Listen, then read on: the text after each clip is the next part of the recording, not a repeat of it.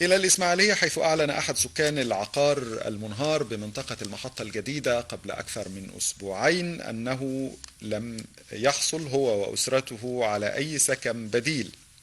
المواطن يدعى حسني محمد الخولي، وقال إنه يسكن حاليا في نزل الشباب نظرا لأن والدته ما زالت بالمستشفى تعاني من إصابتها جراء انهيار المنزل.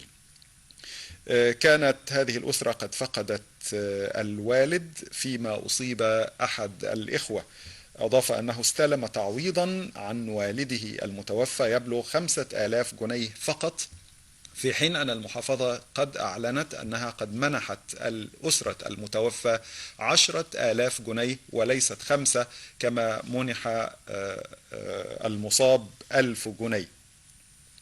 يذكر أن المتضررين من العقار المنهار بالمحطة الجديدة قرروا نصب خيمة أمام العقار، ومنعوا عمال إزالة المنزلين المجاورين لهذا العقار من ممارسة استكمال عمليات الهدم، مما ترتب تدخل رئيس الحي لتمكين العمال من ممارسة عملهم.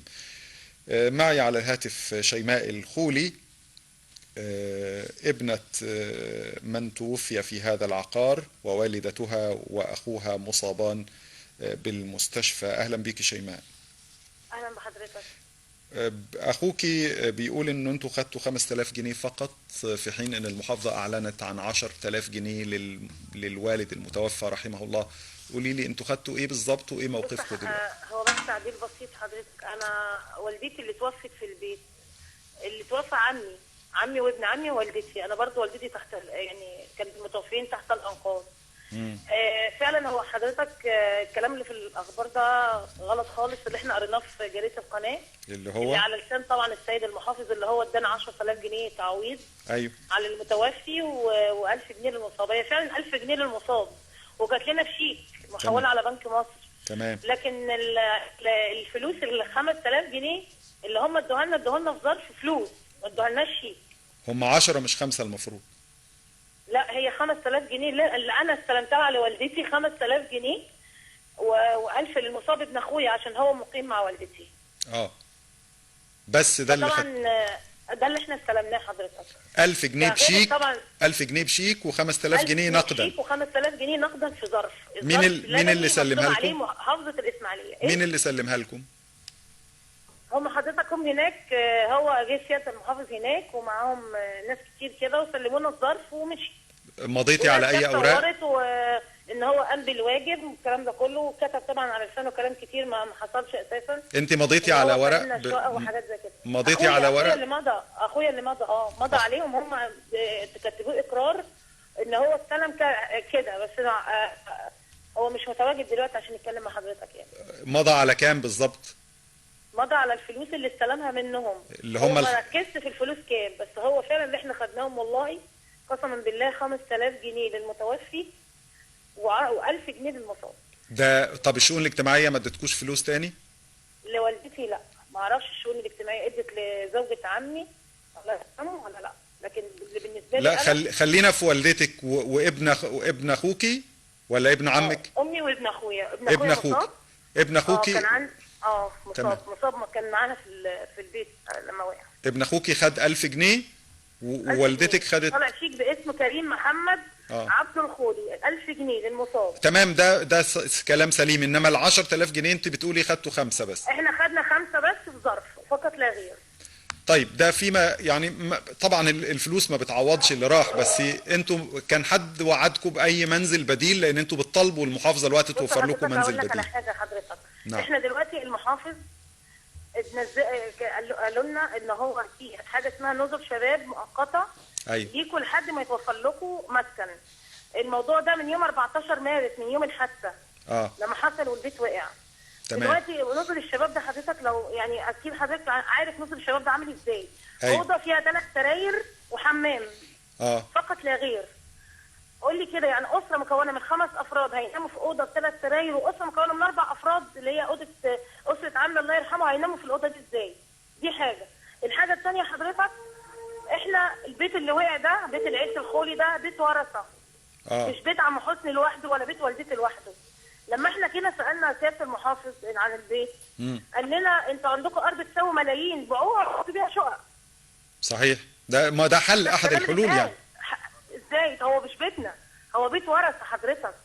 وكمان انت لو كنت بقى لو في مراسل جه شاف البيت هنا كنت هتشوف الانقاض بتاعت العقارين اللي هاتوهم جنب بيتنا، بقى الانقاض الطقطقين. يعني احنا دلوقتي حاجتنا تحت الارض مش هنعرفين نجيبها.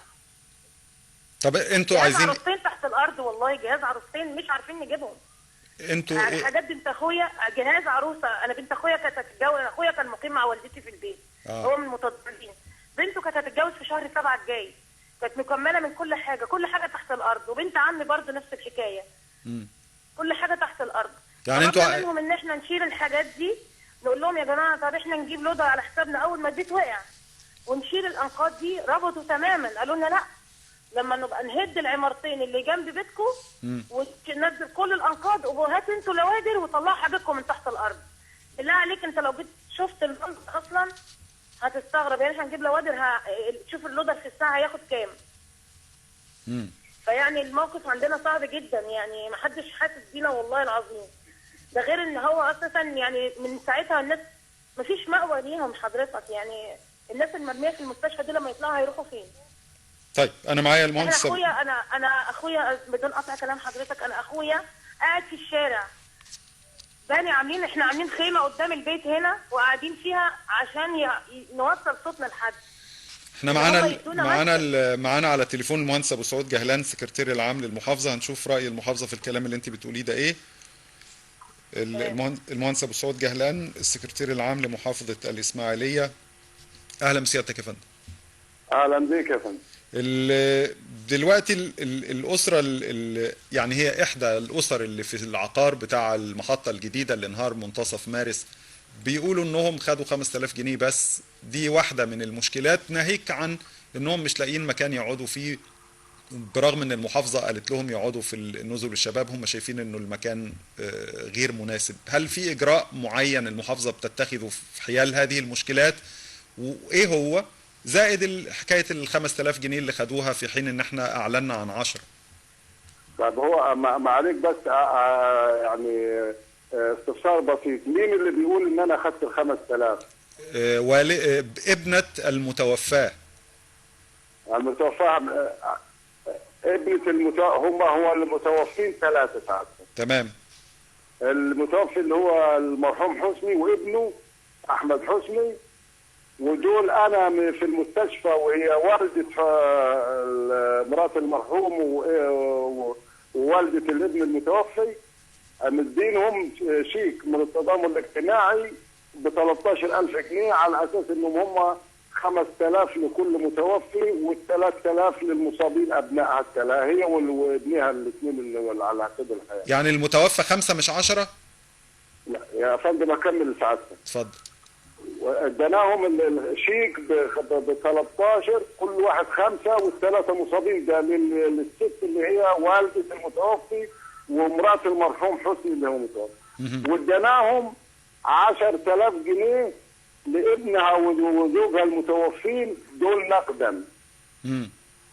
يعني 5 في الشيك و5 نقدا، يبقى دول 10000 جنيه.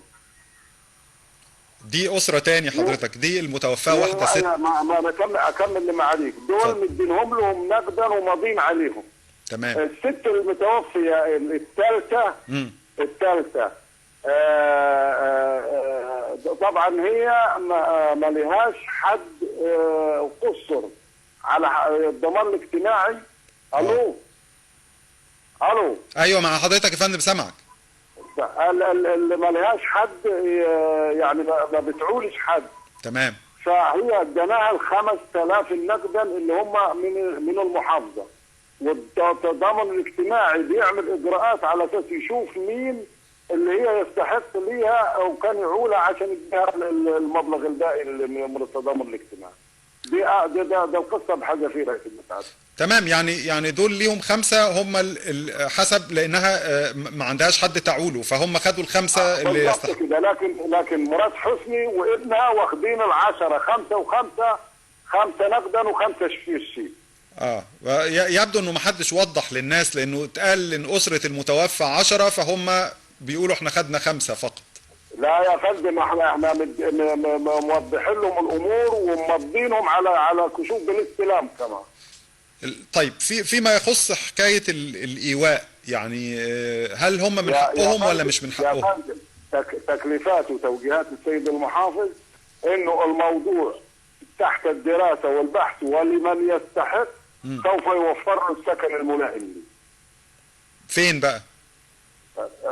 احنا عندنا مساكن إيواء عاجل هنوفره له اللي يستحق، اللي تثبت الدراسة انه هو اللي يستحق وما معهوش سكن بديل، ده هيكون المحافظة مكلفة انها توفر له السكن. ده في غضون قد ايه حضرتك؟ يعني غضون فترة وجيزة ان شاء الله، يعني هي بس تنتهي الابحاث بتاعتها واللي هتثبت ان هو ليس له سكن الا السكن المنزل المنهار ولا يوجد لي سكن، يبقى احنا ملزمين نوفر له السكن. بشكر حضرتك شكرا جزيلا مهندس ابو سعود جهلان، السكرتير عام محافظة الاسماعيلية، على هذا التوضيح. شكرا جزيلا لك.